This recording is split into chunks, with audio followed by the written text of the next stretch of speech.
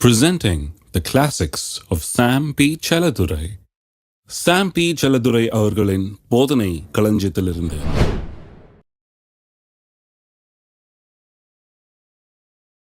வெளிப்பாட்டின் அறிவுக்கும் விசுவாசியின் அதிகாரத்தை பயன்படுத்துவதற்கு பெரிய சம்பந்தம் இருக்கிறது குறித்து நான் போய்த்து வருகிறேன்.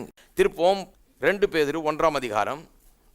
அங்கே 16ஆம் வசனத்திலிருந்து பார்த்தீர்கள் என்று சொன்னால் பேதுரு சொல்லுகிறார், நாங்கள் தந்திரமான கட்டுக்கதைகளை பின்பற்றினவர்களாக அல்ல, அவருடைய மகத்துவத்தை கண்ணார கண்டவர்களாகவே நம்முடைய கர்த்தராகிய இயேசு கிறிஸ்துவின் வல்லமையும் வருகையும் உங்களுக்கு அறிவித்தோம். அதாவது இவர் எங்கேயோ கேட்டு சொல்கிறவரில்ல இயேசுவை பற்றி, நாங்கள் கண்ணாலே கண்டோம் இயேசுவன்னு சொல்கிறார். இங்கே யாரும் இயேசுவை கண்ணால் கண்டவங்க இல்லை. ஒரு சிலர் தரிசனத்தில் கண்டிருக்கலாம், ஆனால் பொதுவாக இங்கே யாரும் இயேசுவை கண்ணால் கண்டு கையால் தொட்டவங்க யாரும் கிடையாது இல்லையா? சொல்கிறார், கவனிங்க, நாங்கள் கண்ணார கண்டோம், வெறும் கட்டுக்கதையை பிரசங்கம் பண்ணல, கண்ணால் கண்டோம். இவருடைய நேசகுமாரன் இவரிடத்தில் பிரியமாக இருக்கிறேன் என்று சொல்லுகிற சத்தம் உன்னதமான மகிமையிலிருந்து அவருக்கு உண்டாகி பிதாவாகிய தேவனால் அவர் கனத்தையும் மகிமையும் பெற்றபோது அவரோடு கூட நாங்கள் பரிசுத்த பர்வதத்தில் இருக்கையில் வானத்திலிருந்து பிறந்த அந்த சத்தத்தை கேட்டோம். கண்ணால் கண்டோம் மட்டும் இல்லை, அவரோடு கூட மறுரூப மலைக்கு சென்ற போது அதை பற்றி தான் சொல்கிறாரு. எப்படி பேதுரு யோவான் எல்லாம் இயேசுவோடு கூட சென்றார்கள் அல்லவா மறுரூப மலைக்கு. அங்கே போனப்போ அவர்கள் கண்களுக்கு முன்பாகவே ஒரு மறுரூபமானார். மறுரூபமான போது வானத்திலிருந்து ஒரு சத்தம் கேட்டது, இவருடைய நேசகுமாரன் இவரிடத்தில் பிரியமாயிருக்கிறேன் என்று ஒரு சத்தம் கேட்டது. இந்த சத்தத்தை, தேவன் வானத்திலிருந்து பேசுகிற சத்தத்தை, இவர் யார் என்கிறதை குறித்த காரியங்களை, இயேசு யார் என்பதை தேவனே சொல்லுவதே நாங்கள் எங்கள் காதாலேயே கேட்டோம். எத்தனை பேர் அப்படிலாம் காதால் கேட்டுறீங்க? வானத்திலேருந்து சத்தம் உண்டாகி நீங்கள் காதால் கேட்டுறீங்களா? கிடையாது.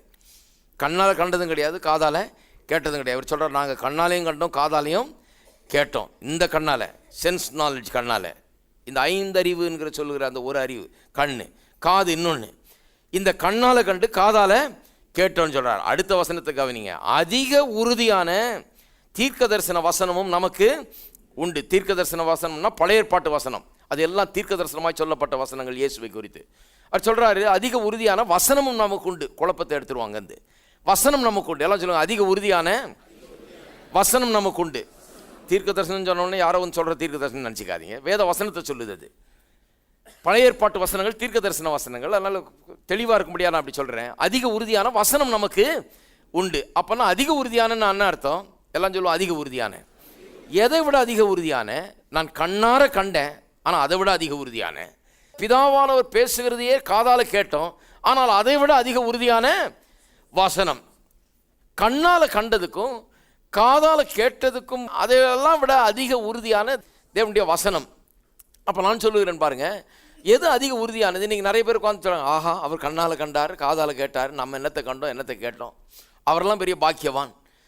அதுக்கு தான் நான் ஏற்கனவே காமிச்சேன். தோமாவிடத்தில் இயேசு சொன்னார் இல்லையா, நீ கண்டு விசுவாசிக்கிறார், காணாதிருந்தும் விசுவாசிக்கிறவர்கள் பாக்கியவான்கள். கண்டு விசுவாசிக்கிறவங்களை யாரையும் பாக்கியவான்னு சொல்ல அவர். பேதுரு இயேசுவை கண்ணார கண்டு காதால கேட்டதுனால, பிதாவுடைய சத்தத்தை வானத்திலிருந்து கேட்டதுனால அவர் பாக்கியவான் இல்லை. இந்த அதிக உறுதியான வசனம் இருக்கு பாருங்க, அவர் அதை தெரிஞ்சுக்கிட்டாரு பாருங்க. கண்ணால கண்டதும் முக்கியம் இல்லை, காதால கேட்டதும் முக்கியம் இல்லை, அதை விட அதிக உறுதியான தேவனுடைய வசனம் இருக்கிறது. ஆகவே தான் இவர் பாக்கியவான். அந்த வசனத்தை இவர் விசுவாசித்திருக்கிறார். அப்போ நாம் இன்றைக்கு பாக்கியவான்களாக இருக்கிறோம். நம்ம என்றைக்குமே நினைக்கக்கூடாது, நான் கண்ணால் பார்க்கல, காதால் கேட்கல, இயேசுவை நான் தரிசிக்கலை, அவர் பார்த்த மாதிரி நாங்கள் பார்த்தோமா அப்படின்லாம் பேசக்கூடாது. ஏனென்று சொன்னால் வெளிப்பாட்டின் மக்கள் நாம். வெளிப்பாட்டுக்கு தான் வேதத்தில் பெரிய முக்கியத்துவம் கொடுக்குது, வெளிப்பாட்டை தான் வேதம் மேன்மைப்படுத்துகிறது என்பதை நீங்கள் காண வேண்டும். பேதுரு இங்கே மரிக்கும் தருவாயில் இருக்கிறப்ப எழுதுகிறார், தன்னுடைய வாழ்க்கையின் முடிவுக்கு வந்துட்ட நேரத்தில் எழுதுகிறார். ரொம்ப முக்கியமான காரியங்களை சொல்கிறார். கடைசிக்கு வந்துட்டார் வாழ்க்கையில், அப்போ சொல்கிறார் இந்த காரியங்களை. வாழ்க்கை முடிய போது ரொம்ப முக்கியமான காரியம் ஒன்று சொல்கிறேன்னு சொல்லிட்டு இதெல்லாம் சொல்கிறார். நான் கண்ணால் கண்டேன், காதால் கேட்டேன், ஆனால் அதை விட அதிக உறுதியான வசனமும் நமக்கு உண்டு. அது சொல்லிட்டு அந்த வசனம் எப்படிப்பட்டதுன்னு சொல்கிறார், இது எப்படி வெளிப்பாடு இதை பற்றி உண்டாகிறது என்று அங்கேயே சொல்கிறார் பாருங்க. 19, பொழுது விடிந்து விடிவெள்ளி உங்கள் இருதயங்களில் உதிக்கவனவும் இருளுள்ள ஸ்தலத்தில் பிரகாசிக்கிற விளக்கை போன்ற அவ்வசனத்தை கவனித்திருப்பது நலமாயிருக்கும். நல்லா கவனிங்க. இப்போ எப்படி வெளிப்பாடு உண்டாகிறது அவர் சொல்கிறாரு, பொழுது விடிந்து விடிவெள்ளி உங்கள் இருதயங்களில் உதிக்கவனவும். அதாவது இந்த வசனத்தை குறித்த வெளிப்பாடு அது உங்களுடைய இருதயத்திலே உண்டாகி, அந்த வசனம் இருதயத்திலே வேறு கொண்டு இதனுடைய வெளிப்பாடு உண்டாகிற வரைக்கும் இருளுள்ள ஸ்தலத்தில் பிரகாசிக்கிற விளக்கை போன்ற அவ்வசனத்தை கவனித்திருப்பது நலம். எதை கவனிக்கிறது நல்லவன்னு கேட்டார். பாருங்க சொல்கிறாரு, கண்ணால் கண்டோம் காதால் கேட்டோம், சத்தம் கேட்டுச்சு வானத்திலிருந்து, நீங்களும் போய் நல்லா ஜெபம் பண்ணுங்க உங்களுக்கும் சத்தம் ஏதாவது கேட்கும்னு சொல்லலை. நீங்களும் போய் ஆண்டவரே ஒரு தரிசனத்தை காட்டும், நானும் அவரை மாதிரியே பார்த்துட விரும்புகிறேன், அவங்களுக்கெல்லாம் கண்ணால் காட்சி அளித்தீரே, அவங்களாம் காதால் கேட்டாரே, நானும் அப்படியே கண்ணால் கண்டு காதால் கேட்டேன்னா நானும் ரொம்ப ஆசீர்வதிக்கப்பட்டுருவேன், அதுதான் எனக்கு வாழ்க்கையிலேயே பெரிய லட்சியம் அப்படின்னு போய் இதை தேட சொல்லலை. சொல்கிறாரு, நீங்கள் ஒன்று பண்ணுங்க, அதை விட அதிக உறுதியான வசனம் நமக்கு உண்டு. ஆகவே இந்த வசனத்தில் கவனம் செலுத்துங்க. பொழுது விடிந்து விடிவெள்ளி உங்கள் இருதயங்கள் உதிக்கும் அளவும் இருளுள்ள ஸ்தலத்தில் பிரகாசிக்கிற விளக்கை போன்ற அவ்வசனத்தை கவனித்திருப்பது நலமாயிருக்கும். நான் உங்களுக்கு சொல்கிறேன், விசுவாசிகளாக இருக்கிற உங்களுக்கு சொல்லுகிறேன், இப்படிப்பட்ட அனுபவங்களை தேடி போகாதீர்கள். அனுபவம் வந்தால் நல்லது, பரலோக அனுபவம் உங்களுக்கு தரிசனம் கிடைச்சதுன்னா சந்தோஷம், நல்லது. நான் பரலோகத்துக்கு போனேன், தரிசனம் கண்டேன், இயேசுவை கண்டேன், இயேசு இடத்துல பேசினார், ரொம்ப நல்லது. ஆனால் அதை வச்சு இங்கே வந்து உங்களுக்கு எல்லாருக்கும் தரிசனம் கிடைக்க வேணுமாக்கும், அதுதான் வாழ்க்கையில் முக்கியமாக்குன்னு சொல்கிறது ரொம்ப தப்பு. அது முக்கியமல்ல. அதை விட உறுதியான வேத வசனம் நமக்கு உண்டு இல்லையா? தரிசனம் கண்டவங்களை பார்த்துட்டு எனக்கு அதே மாதிரி தரிசனம் வேணும்னு சொல்கிறது சரியல்ல இல்லைங்களா? தரிசனம் கண்டவர்கள் சொல்கிறதும் ஒருவேளை சரியா இல்லாமல் இருக்கலாம். ஏன்னா அவர்கள் மனிதர்கள், கண்டதை முழுசாக சொல்லாமல் விட்டுறலாம், அல்லது சொல்ல தெரியாமல் அவர்கள் இடக்கு முடக்கா சொல்லி விட்டுறலாம். பார்த்தது ஒன்று சொன்னது இன்னொன்றா இருக்கலாம். போதுமான அளவுக்கு சொல்லாமல் விட்டுறலாம், அல்லது பார்த்த விட இன்னும் கொஞ்சம் அதிகமாக கூட்டி சேர்த்து சொல்லுகிறவர்களாக இருக்கலாம். அதெல்லாம் அத்தாரிட்டேட்டிவ் இன்ஃபர்மேஷன் கிடையாது. அதை விட உறுதியான, அதை விட மோர் அத்தாரிட்டேட்டிவ், அதை விட அதிகாரப்பூர்வமான உறுதியான வசனம் நமக்கு உண்டு. கவனிக்கிறீங்களா? இன்றைக்கு கிறிஸ்தவர்கள் பல காரியங்களை பின்னால் ஓடுகிறார்கள். அதனால தான் ஆவிக்குரிய ஜீவியத்தில் டெவலப் ஆக முடியல. அவர் தரிசனம் கண்டாராக்கும், இவர் பார்த்தாராக்கும், இவர் பரலோகத்துக்கு ஏறிட்டு இறங்கி வந்தாராக்கும், இவர் பாதாளத்துக்கு கீழே போயிட்டு வந்தாராக்கும், அவர்கிட்ட போய் கேட்டு வந்துடுறேன், இவர்கிட்ட போய் கிடையாது. அதை விட அதிக உறுதியான வசனம் உண்டு. நீங்கள் என்ன பண்ணணும்? அவர் பின்னால் இவர் பின்னால் ஓடுறது இல்லை, தரிசனம் கண்டவங்க பின்னால் ஓடுறது இல்லை, அல்லது தரிசனத்து பின்னால் ஓடுறதும் கிடையாது. அதை விட அதிக உறுதியான வசனம் இருக்கிறது. அதை நீங்கள் கவனிப்பது நலமாயிருக்கும். எவ்வளவு நேரம் கவனிக்கணும்? எது வரைக்கும் கவனிக்கணும்? பொழுது விடிந்து விடிவெள்ளி உங்கள் இருதயங்கள் உதிக்கும் அளவும் இருளில் பிரகாசிக்கிற விளக்கை போன்ற வசனத்தை கவனித்திருப்பது நலமாயிருக்கும். இருளுள்ள ஸ்தலத்தில் பிரகாசிக்கிற விளக்கை போன்ற வசனம் இது. இருள் மத்தியில் வெளிச்சத்தை உண்டாக்குகிற வசனம் இது. அது வரைக்கும் கவனித்து கொண்டே இருங்கள் சொல்றாரு. பாருங்க, இந்த சரித்திரத்தில் பார்த்தீங்கன்னு சொன்னால் டார்க் ஏஜஸ் என்று சில நூற்றாண்டுகளை சொல்கிறார்கள் இல்லையா? டார்க் ஏஜஸ்ன்னு. அந்த நூற்றாண்டுகளில் பார்த்தீங்கன்னா தேவனுடைய வார்த்தை அறிகிற அறிவு ரொம்ப குறைவாக இருந்தது. அங்கே வந்து தேவனுடைய வார்த்தையை பிரசங்கிக்கிற காரியம் அவ்வளோ இல்லாமல் இருந்தது. தேவனுடைய வார்த்தை குறித்த அறிவு இல்லாமல் இருந்தது.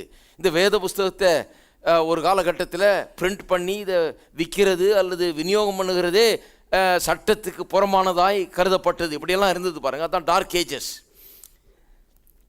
இந்த வெளிப்பாட்டின் அறிவு இல்லாத காலத்தில் பார்த்தீர்கள் என்று சொன்னால் அந்த டார்க் ஏஜஸ் மத்தியில் முழு உலகமும் அறியாமையினால் நிறைந்திருந்தது.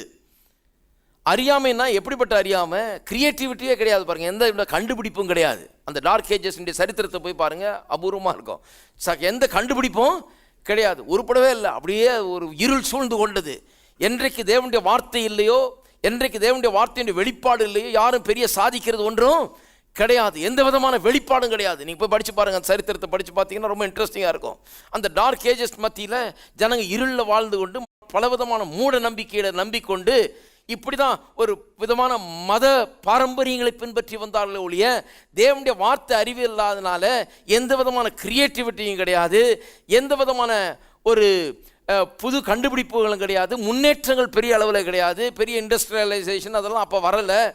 எல்லாம் வந்து இந்த மறுமலர்ச்சியின் காலம் உண்டான பிறகு, அதன் பிறகுதான் அதெல்லாம் இந்த வெளிச்ச வசனத்தின் வெளிச்சம் உதிச்ச பிறகுதான் இந்த உலகத்துக்கே ஒரு பெரிய விடிவு காலம் உண்டானது.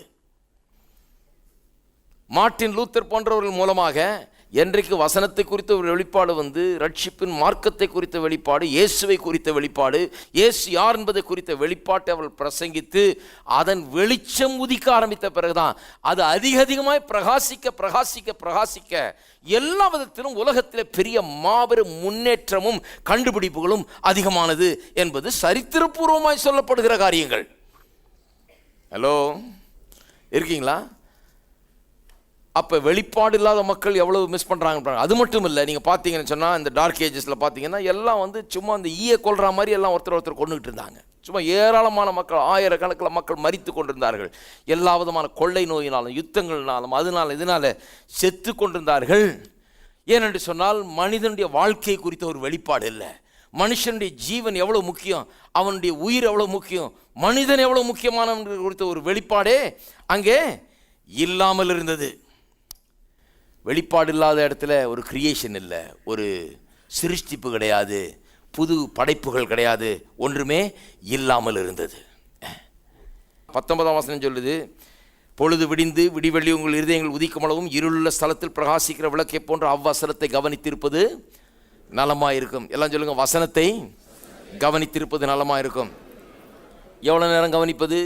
இந்த வசனத்தினுடைய வெளிப்பாடு உங்கள் உள்ளங்களில் உதிக்கிற வரை, இருள் நீங்குகிற வரை.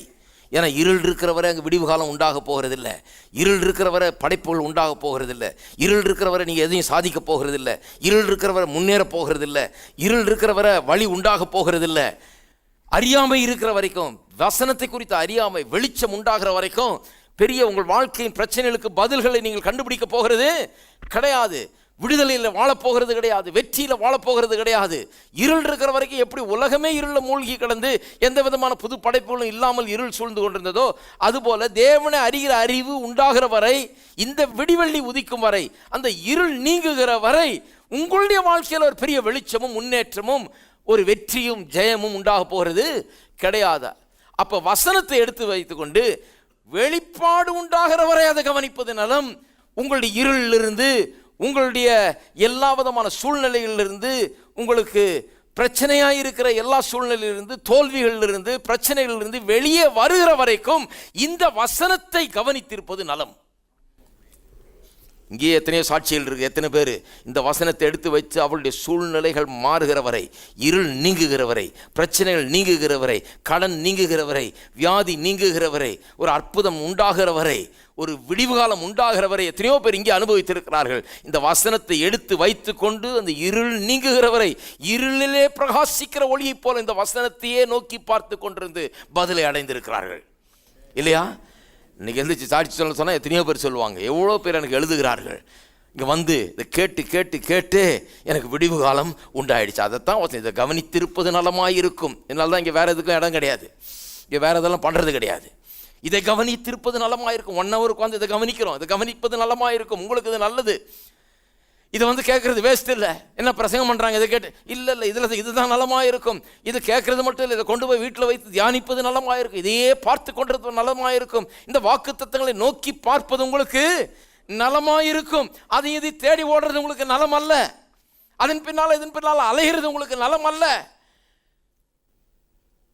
பைத்தியம் பிடிச்ச மாதிரி அதுக்கு இதுக்கு தேடிட்டு ஓடுறது, இதை தேடுறது, அதுக்கு பின்னால் ஓடுறது, இதுக்கு அது நலம் அல்ல. நிறைய பேருக்கு வழங்க மாட்டேங்குது பாருங்க. இதுதான் நலம். இந்த வாக்கு தத்தங்களை, இந்த வார்த்தையே நோக்கி கொண்டிருப்பது எது வரைக்கும்? இருள் நீங்கி ஒளி வருகிற வரை, உங்கள் பிரச்சனைகள் தீருகிற வரை, வியாதி நீங்குகிற வரை, விடிவு காலம் உண்டாகிற வரை, அற்புதங்கள் நடக்கிற வரை. ஏன்னா நடக்கும், நிச்சயமா நடக்கும், நிச்சயமா நடக்கும். நான் சொல்றேன், அதுதான் அப்படி சொல்லி இருக்குது. நிச்சயமா நடக்கும். நீங்க உட்கார்ந்துக்கிட்டு ஏசு எனக்கு தரிசனமாக மாட்டாரான்னு கேட்டுட்டு இருந்தீங்கன்னா ஒன்றும் நடக்க போறது இல்லை. உங்களுடைய சூழ்நிலை மாற போறது இல்லை. ஏசு எனக்கு காட்சி அளிக்க மாட்டாரா? ஒருத்தர் சொல்றாரு, ஆண்டவரே நீர் வந்து விட்டால் எல்லா பிரச்சனையும் தீர்ந்து விடும். ஒரு முறை இங்கே வந்து விட்டால், எங்கள் மத்தியில் நீர் பிரசன்னமாகி விட்டால். என்ன சொல்றாருன்னு எனக்கு புரியல. வந்ததும் தெரியல, இவருக்கு போனதும் தெரியல, சிலுவையில் மறித்ததும் தெரியல. வந்து விட்டால் பிரச்சனை தீரும், வந்து விட்டால் பிரச்சனை. அப்ப வந்ததெல்லாம் சும்மாவா? பட்ட பாடலாம் சும்மாவா? சிலுவையில் மரித்ததெல்லாம் சும்மாவா? உயிரோடு எழுந்தது சும்மாவா? இன்னைக்கு உட்கார்ந்து நமக்காக பரிந்து பேசி கொண்டிருக்கிறார், அது சும்மாவா? விளங்காம பேசி கொண்டிருக்க கூடாது. இதை கவனிப்பது நலமாயிருக்கு. ஏனென்றால் அதன் மூலமாக நமக்கு என்ன உண்டாயிருக்கிறது என்பதை குறித்த வெளிப்பாடு இங்கே அடங்கி இருக்கிறது. இதை கவனிப்பது நலம். இது நல்லது. உங்களுக்கு வியாதியா இருக்கிறீர்களா? இதை கவனிப்பது நலம். கஷ்டத்தில் இருக்கிறீர்களா? கடனில் சிக்கி கொண்டிருக்கிறீர்களா? இதை கவனிப்பது நலம். தீராத பிரச்சனையில் சிக்கி கொண்டிருக்கிறீர்களா? குடும்ப பிரச்சனையில் சிக்கி கொண்டிருக்கிறீர்களா? இதை கவனிப்பது நலம். எது வரைக்கும் கவனிக்கணும்? அந்த பிரச்சனையிலிருந்து வெளிவந்து வெற்றியை காணுகிற வரை, விடிவெள்ளி உண்டாகிற வரை, இருள் நீங்கி வெளிச்சம் உண்டாகிற வரை இதை கவனிப்பது நலம். அதை பற்றி தான் இந்த சபை. இங்கே வேறு எதுவும் இடம் கிடையாதுங்க. இதுதான், இதை கவனிப்பது நல்லா, இதை கவனிக்கிறதுக்கு உதவுறதுக்கு தான் இங்கே இருக்கிறோம். நாங்கள் இதை பேசுகிறதுக்கு தான் நாங்கள் இங்கே இருக்கிறோம். அடுத்த வசனம் பாருங்கள். வேதத்தில் உள்ள எந்த தீர்க்க தரிசனமும் சுய தோற்றமான பொருளையுடையதாயிராது என்று நீங்கள் முந்தி அறிய வேண்டியது, தீர்க்க தரிசனமானது ஒரு காலத்திலும் மனுஷருடைய சித்தத்தினாலே உண்டாகவில்லை, தேவனுடைய பரிசுத்த மனுஷர்கள் பரிசுத்த ஆவியினாலே ஏவப்பட்டு பேசினார்கள். வசனத்தை பற்றி சொல்லுதீங்க. இது மனுஷன் சொன்ன வார்த்தை இல்லை, தேவ மனுஷர்கள் தேவ ஆவியினால் ஏவப்பட்டு பேசின வார்த்தைகள், தேவனாலே அருளப்பட்ட வார்த்தைகள். சுய தோற்றமான பொருளை உடையதாயிராது என்று நீங்கள் முந்தி அறிய வேண்டியது, முதல்ல தெரிஞ்சுக்க வேண்டியது என்ன, இது அவரவர் நினைச்சபடி இன்டர்பிரட் பண்ணுற காரியம் அல்ல. இது இந்த இருள் நிறைந்திருந்த அந்த காலத்தில், டார்க் ஏஜஸ்ன்னு சொல்கிறாங்க இல்லையா, அந்த யுகத்தில் பார்த்தீங்கன்னு சொன்னால் அவங்க என்ன சொல்கிறாங்க, யாரும் பைபிளை படிக்கக்கூடாது, நாங்கள் படித்து சொல்லுவோம் உங்களுக்கு. ஆமாம், எனக்கு தெரிஞ்ச, நான் சின்ன பையனாக இருக்கும்போது எனக்கு ஞாபகம் இருக்குது, சிலர் மத்தியில் இந்த பைபிளை படிக்கக்கூடாதுன்னு ஒரு சட்டமே இருந்தது. கிறிஸ்தவ மார்க்கத்திலே ஒரு குழுவினர் மத்தியில் இப்படி ஒரு சட்டமே போட்டிருந்தாங்க, நீங்கள் படிக்கக்கூடாது, நாங்கள் படித்து சொல்லுவோம், எது வேணால் எங்கள்கிட்ட வந்து கேளுங்க, நீங்கள் யாரும் படிச்சிட கூடாது அப்படின்னு. எங்களுக்கு தான் அது தெரியும், நாங்கள் சொல்லுவோம், இதனுடைய அர்த்தம் என்னன்னு நாங்கள் விளக்குவோம். அதனால தான் அது இருளின் காலமாக இருந்தது. ஒளியின் காலம் எப்போ வந்ததுன்னு பார்த்தீங்கன்னா, மார்ட்டின் லூத்தர் போன்ற ஆள், அதுக்கு முன்னாலே வைக்லிஃப் போன்ற ஆட்கள் எப்படி வேத வசனத்தை எடுத்து அதை பார்த்து அதையே நோக்கி பார்த்து அதனுடைய வெளிச்சத்தை பற்றி பேச ஆரம்பித்தாங்க. பேச ஆரம்பித்த உடனே விடிவு காலமே வந்தது, காலங்கள் மாற ஆரம்பித்தது. அவங்க சொல்லுவாங்கன்னு இவங்க காத்தில்லாமல் இவங்களே எடுத்து படிக்க ஆரம்பித்தாங்க பாருங்கள். இவங்களே எடுத்து இதில் என்ன சொல்லுகிறது என்று ஆவியானவர் அவர்களுக்கு வெளிப்படுத்த ஆரம்பித்தார், அவர்களோடு பேச ஆரம்பித்தார், இந்த காரியங்களை விளக்கி காண்பிக்க ஆரம்பித்தார். அப்பொழுது தான் அந்த உலகத்துக்கு விடிவு காலம் வந்தது.